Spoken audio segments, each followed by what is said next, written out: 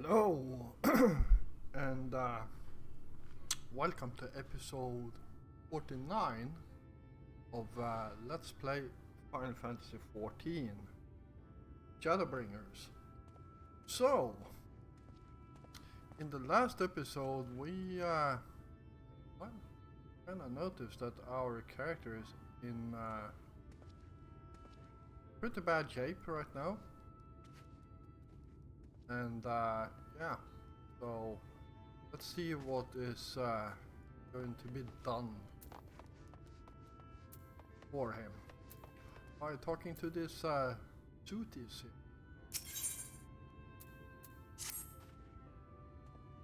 Oh, sir, you're awake. You were injured during the foray on Mount Gold, yes? I was here at my station as always when they carried you in on a makeshift stretcher, looking disturbingly bereft of vigor. And to compound my worries, the sky has, well, I'm sure you've seen. It has everyone rather concerned, to say the least. Seeing you up and about is the first good news we've had in a while. Assuming you feel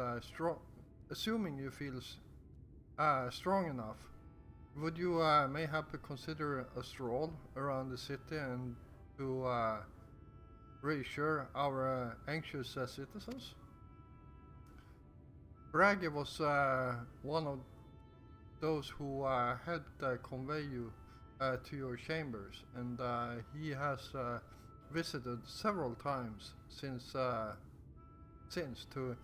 inquire after your condition. Right, so head over to him and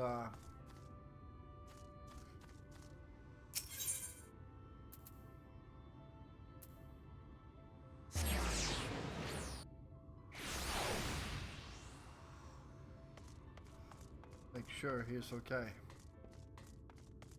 Hey, Braggy. Look kind of concerned. Well, look who's back on the from the dead. I was it was a grim sight. Your companions looked fair ready to drop when they brought you in, so I offered a helping hand. Couldn't bear to see them struggle so. And you, my friend, I feared you had one foot in the grave. Cold and lifeless you were, like a corpse that was somehow still breathing. Then they told me some evil bastard went and snatched our poor Exarch away in the midst of the chaos. Wicked White, what is this world coming to? Ah, but moaning never solves a thing, did it? Nay, it's times like this that we Crystarian folk stand tall and do what needs to be done. Trade with Yulmore is back on the table. We'd best make use of those resources to fortify the city against eaters, or whatever misery the fates deem fit to throw at us next. Speaking of misery, Jesmail was worried sick about you. A healer wringing her hands is not a sight you ever wish to see.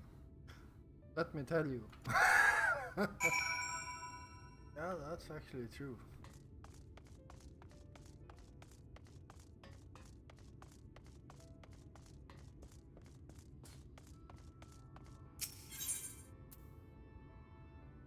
Alright, where to next?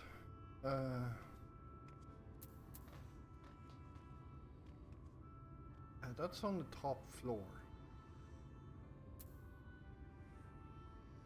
That's the armor launch.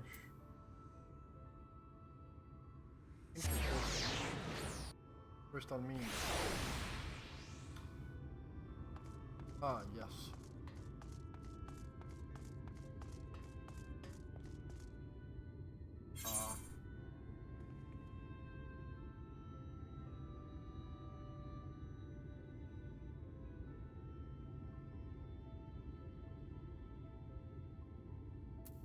Oh!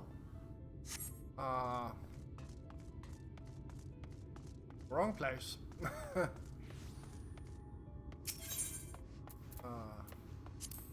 That's where we are going.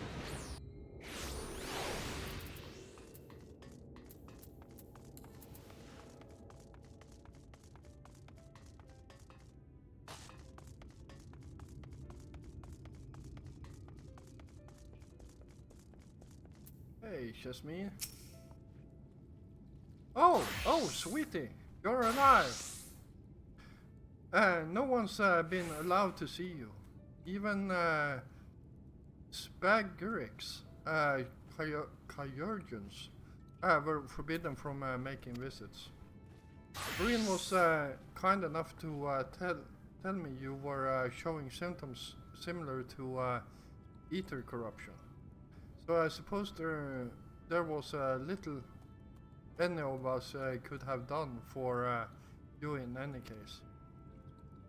As for your companions, they've been rushing hither and yon, seeking a cure to your condition.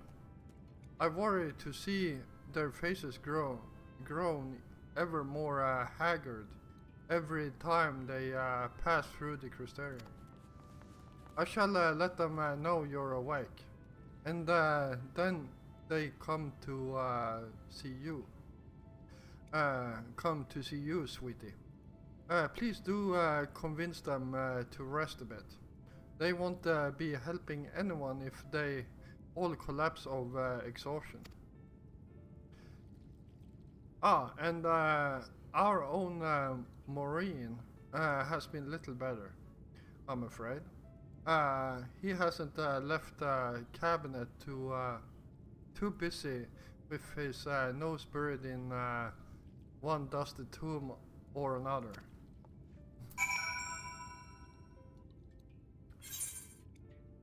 Alright, I guess we are going to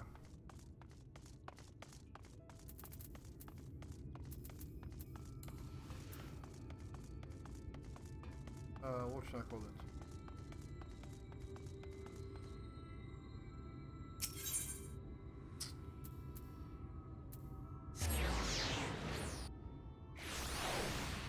The library next time.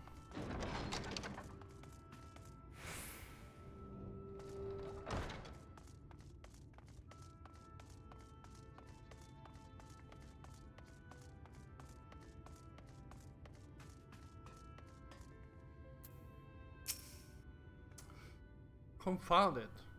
This has the same thing as the last. Mayhap I should approach the problem from a different perspective.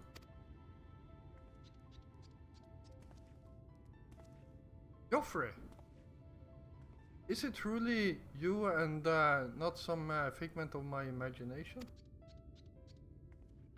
Oh, but this is wonderful. Good seem our prayers have been answered. Feeling otherwise helpless, I've been scouring our shelves for the wisdom to explain this most worrisome conundrum. Why, with all the light wardens defeated, has the light returned to obscure the sky? I must have pored over 100 tomes, but no definite conclusion seems forthcoming. So many questions I would pose to the XIV, and thus do I feel his absence all the more keenly. now that you are awake, however, I'm hopeful the search for our stolen steward might begin in earnest. Caitlys, meanwhile, leads the crystalline mean in preparations for battle. But against what foe we are as yet uncertain.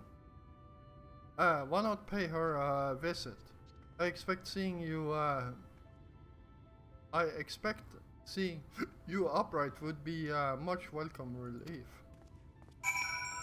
All right. Go and that way.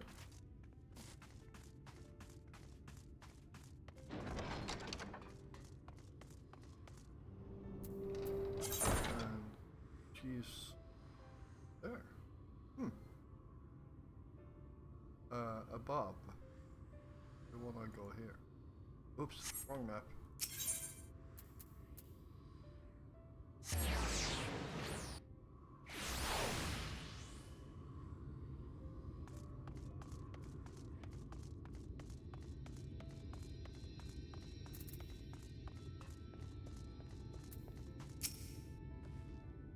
Joffrey, alive and well, I see.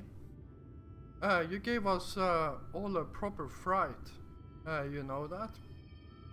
Not a day, days gone by that I haven't heard folk worrying what's to come of you or the X-Charge. Anyway, I'm glad you've recovered enough to stand. We're not planning to strike out straightway, what are you? I was hoping to have a better look at your equipment. If we'd been able to provide you with better weapons or sturdier helms, then maybe you would have won the day, and the X-Charge would still be here. As such, we're keeping busy consulting each other on new forging techniques and designs and the like. If you could stand still a moment, I'd like to assess the gear we're trying to improve.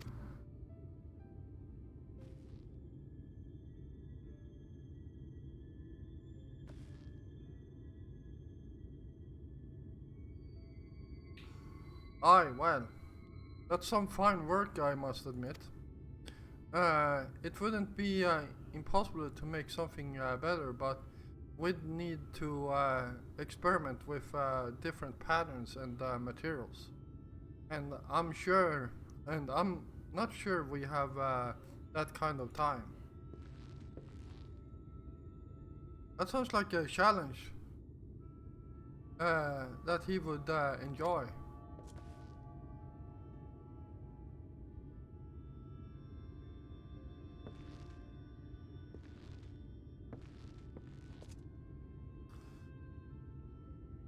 Greetings, Glenarn. The master of the stairs is running his own errands now, is he? Aye. Well, my servers are distraught enough as it is, and I didn't want to crack the whip too hard. But never mind that. I'm thinking our absent genius and his Epiphanies are the perfect answer to this predicament of yours. And by genius you mean old Greenald? He is a man of unrivaled gifts. I won't argue with you there. But what good does he got? But what good does his talents do us if we can't bloody find him? No one's seen hide nor hair of Grenold since he wandered off some years ago. You know what he's like once he latched onto an idea. He's probably cloistered himself in some forgotten cave, completely absorbent in his latest decoration. I wouldn't even know where to start looking. That does make things difficult. Still, if that eccentric is someone you're destined to meet, I figure he'll show up soon enough. In my time at the bar, many's the tale I've heard told of strangely fated encounters, even if even if a few of them might be stretching the truth just a bit. We'll keep our noses to the grindstone for the time being, but but one on the off chance you do encounter Granold, you'd be wise to take advantage of his brilliance rather than wait on our slow and steady progress. This is all talk. This is all talk for when you're fully recovered, of course. I'll let you get back to convalescing. Huh? Ah, before you do that, you're actually the reason I came over here in the first place. I don't suggest partaking of my stock until you're properly well, but if you're passing near the stairs, then I've a regular who's eager to see you.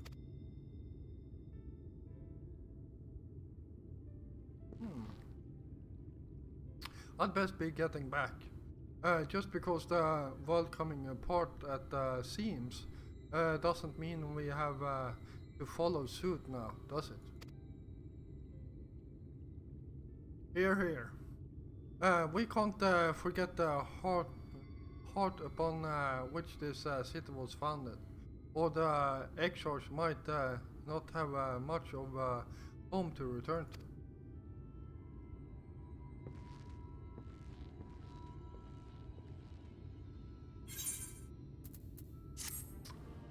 Alright, there we go.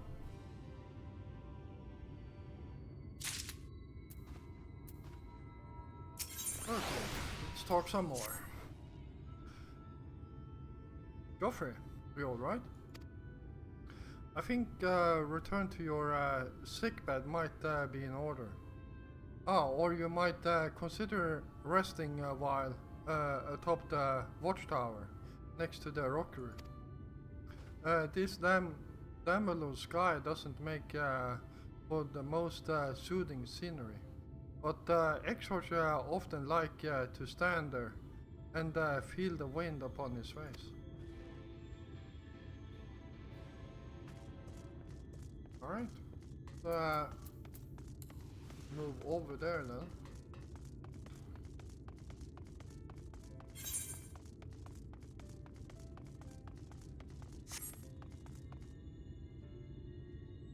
Oh, I think I need to... Whee!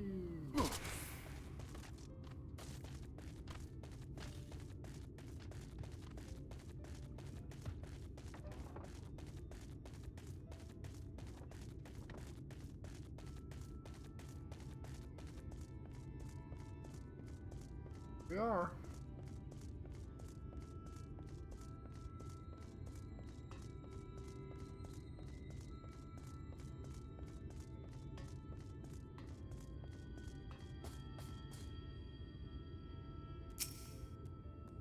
Looks like another player.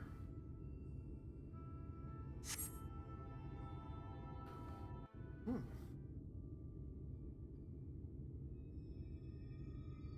Oh god, that's bright.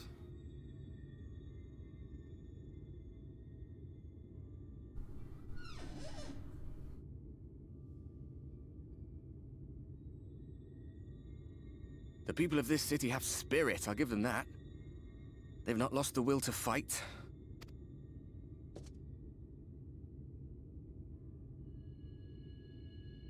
I can imagine how torn you must feel, looking at that sky.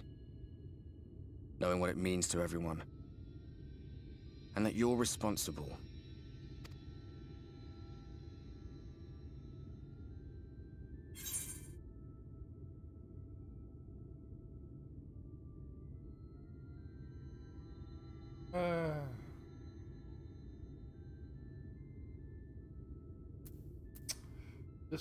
The secrecy is worse.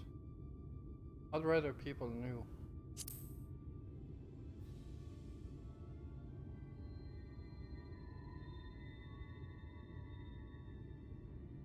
If you're thinking of coming clean, don't. It might make you feel better, but it would make things 100 times worse for them. They're better off not knowing.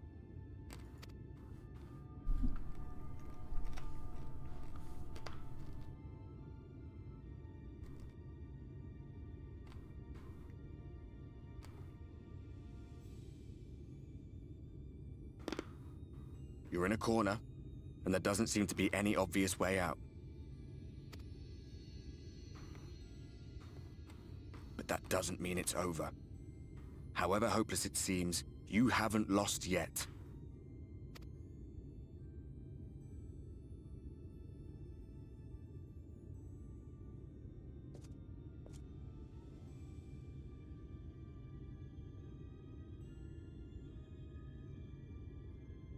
I remember looking up at the sky like this before. Being caught up in a strange kind of calm. It was after we realized we were responsible for the flood. When we Ah, damn it. Sorry about that. One last sacrifice. One last fight. One last failure. And then the Oracle appeared and, well, you know the rest. There were times in the years and decades that followed when I wondered if we might not have been better off just letting the rejoining happen.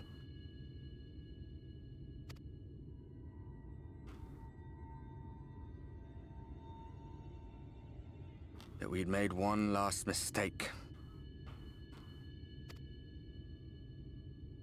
But seeing that giant Talos stir to life cured me of any doubts I still had. Always we took the burden of fighting upon ourselves. That's what heroes do, isn't it? So we never had the chance to see anything like that. Our people coming together as one.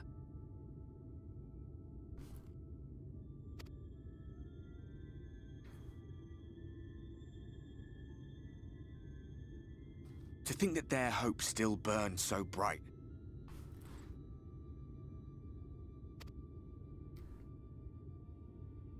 That they were still so eager to live, they would lift up their fellows, one on top of the other, till they reached the sky. No. We made the right decision. And I can finally feel proud of the part we played in helping this world survive.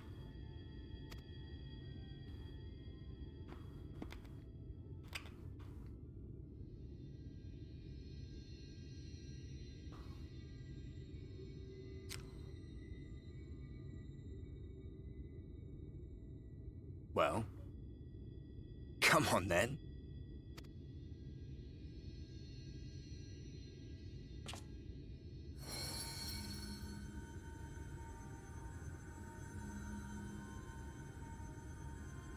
As I thought.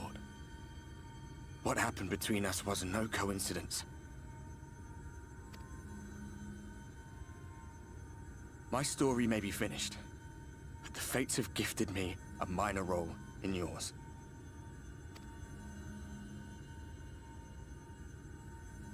I suspected as much the moment I realized you could hear me. But it's hard not to doubt yourself when you're the man who caused the flood. I was afraid to do anything more than watch for fear of making things even worse. But no longer. After all, The path I once walked is now yours to finish.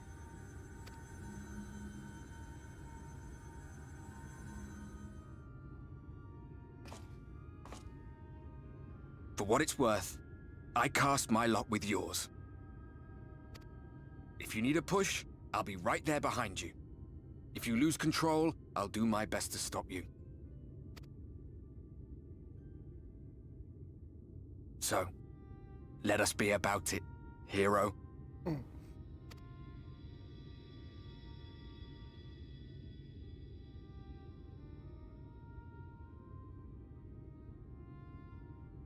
Oh, I was worried you were up here all alone, brooding and fretting and wallowing in your woes. But look at you, grinning at nothing like a pollen-drunk pixie. Oh. Hello, wife. Look at what you've done to your ether. It's a mess. And you have cracks running all through that pretty soul of yours. My poor little sapling. Whatever am I to do with you?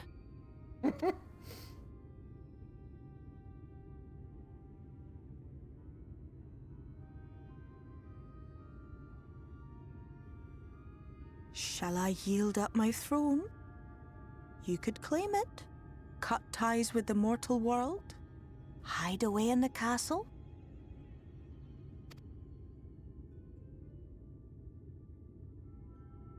It won't fix the problem, but would it really matter?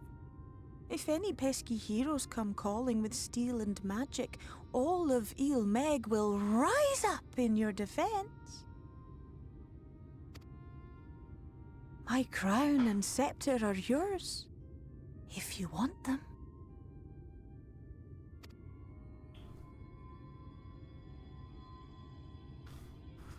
What? Don't give me that look. Of course I knew before I asked that you'd never ever heed such a wicked suggestion. And besides, what would become of my precious and ephemeral flower?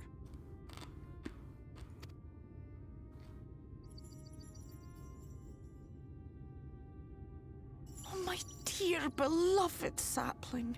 You are lost, confused, and have precious little time to gather your wits. Your kind is always so preoccupied with what lies ahead, and so we muddle your vision with fog and glamour. But such trickery is easy to see through. Stand very, very still. Think not of where you need to go, but where you are right now at this moment. At this time, in this place.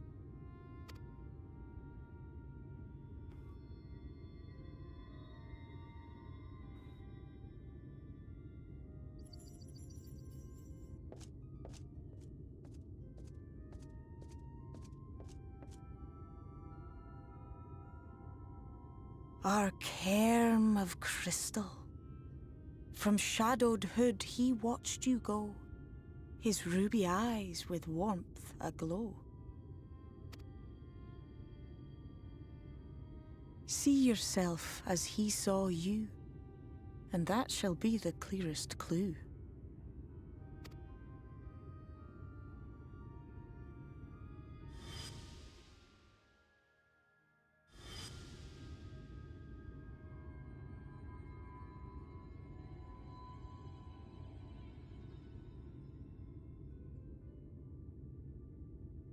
You stand in his garden, dear sapling.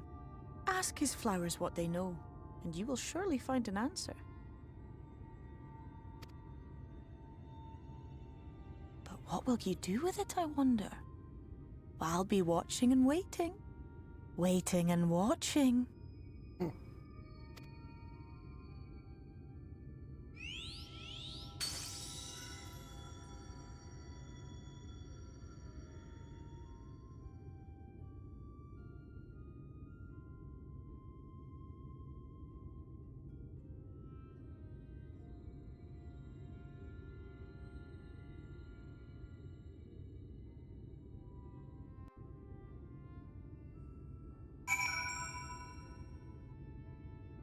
All right.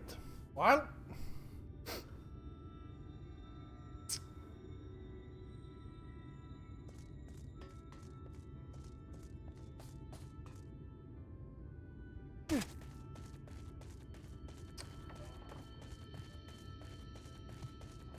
that was a clue that she gave us.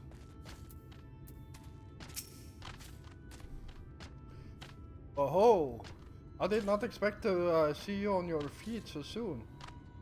Surely you have not come in search of an emerald?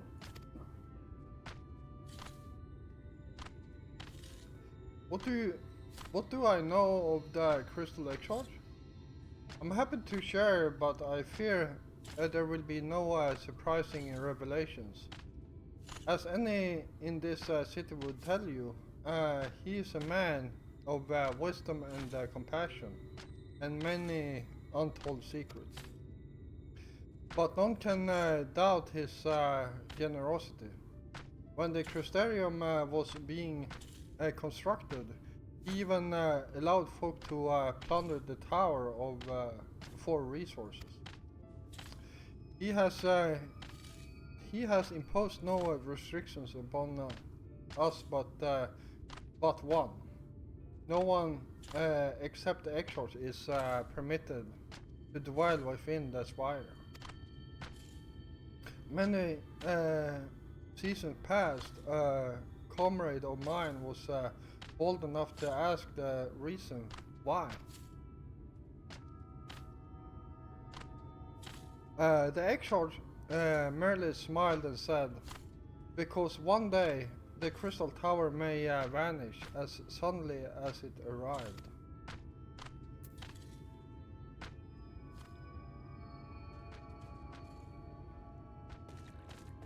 Hmm.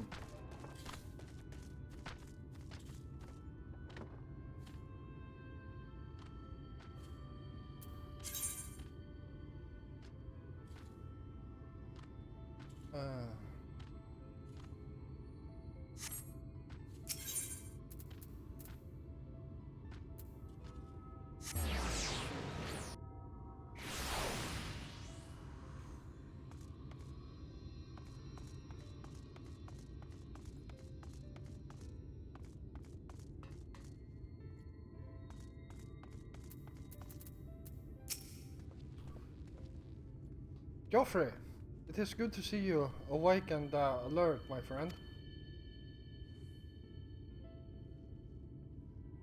What's this about? You're not writing the Exorc's memoirs, are you? I'm not sure how much I can tell you, considering we avoid asking too many questions. Unspoken rules and all that. If anyone has fresh insight to share, then it be Captain Lena, I'd say. She lost her parents to an eater attack not long after she was born, and Exors saw to her uprising. Outward appearances aside, those two are like grandfather and granddaughter. I imagine the news of his predicament hit her doubly hard. Not that our proud captain would ever let it show. If you do decide to talk to Lena, she'll be at her usual post at a sensor gate.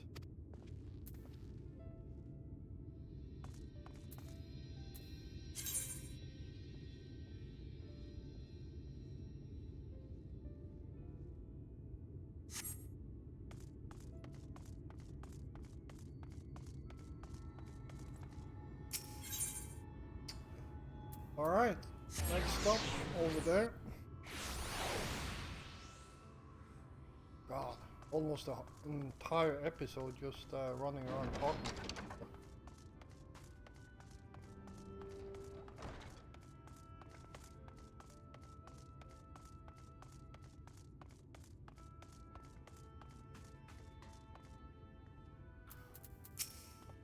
Alright.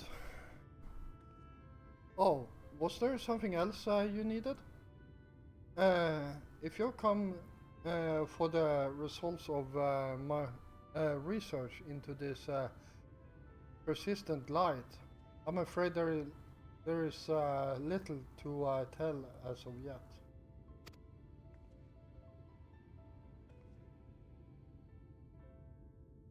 Records pertaining the XIV? Well, I need no documentation to relay what little I know of his history. It was, if that is what interests you. Less than a decade had passed since the coming of the blood when the Crystal Tower first flashed into existence. Its summoner, the XIV himself, became known to the refugees in Lakeland soon thereafter. He welcomed all who sought out the spire, be they locals who had lost their homes or Wolfrites fleeing their ruined kingdom. And together did they found a city which would become the Crystarium. Some fought to call him king, for he refused to share his name. But the summoner did not deem himself worthy of royal address. Thus did the people consider his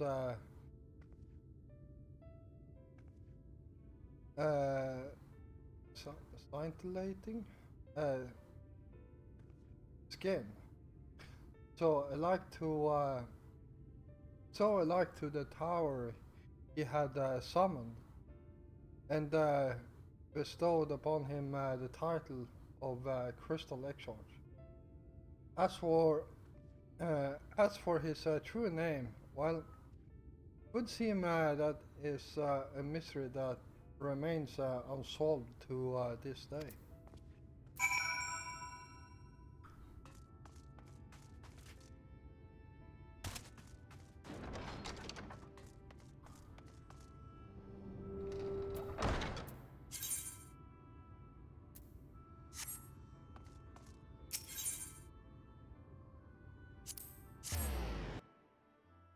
Alright, so let's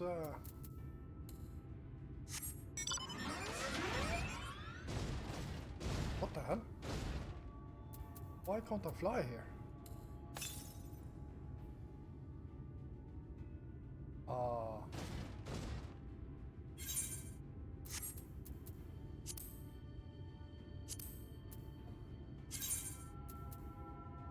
Lakeland.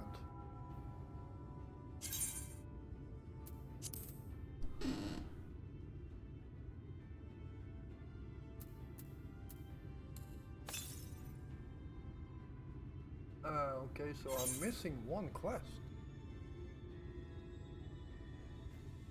Where could that quest be? I don't see any plus sign quests around, so it must be the MSQ.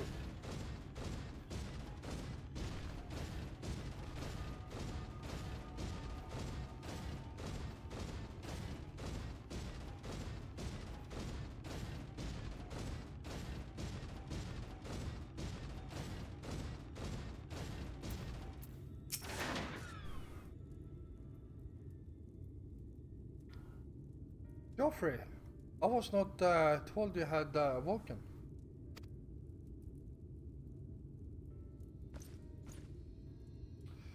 A welcome surprise. Now, if only the XIV was returned to us. He was taken by this rival of yours, was he not? Your companions mentioned they had an idea of where to find him. And so I bristled when they asked for patience. I did not understand their hesitation until I saw that you had fallen. Only then did I realize that I had no business rushing ahead. Even so, the delay has been no less agonizing. In the moments before he left to join you in Colusia, the Exarch entrusted me with a key. It opens a door in the ocular to a chamber known as the umbilicus. This room is the heart of the tower, into which only the Exarch himself is permitted to enter.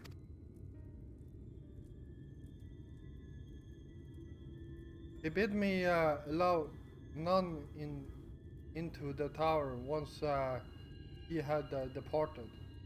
Only in the event that an army of Ether descend upon the city was I to access the umbilicus and awaken the defensive barrier. Never before had he left me with such instructions. But the battle with Walfrey loomed near, and at the time I accepted the key without much thought. Since then, however, that moment is all that occupies my mind. When I recall the look upon his face, he knew that some terrible fate awaited him. Tell me, Geoffrey, I need to know what he feared. What battle you and your companions are truly fighting.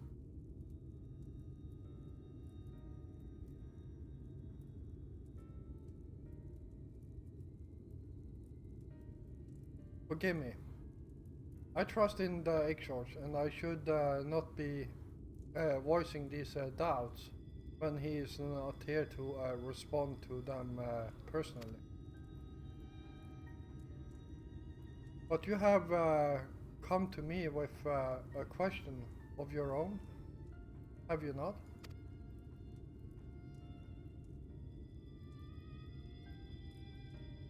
Ah, I see. I am not the only one who burns for answer. The time has come to open the tower's heart.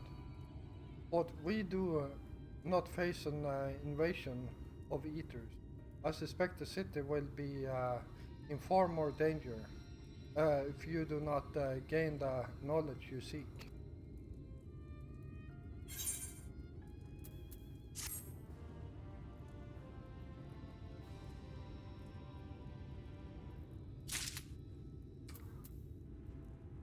Alright, well, that's going to be it for this episode. I do want to thank you all for watching, and I hope you enjoyed this episode. And if you did, then please hit the like button. And if you're new here, first of all, welcome. And yeah, if you enjoy my content, then why don't you hit the subscribe button together with the notification bell, so you don't miss out on any of my future content. I will be back again tomorrow, and until then, stay safe out there.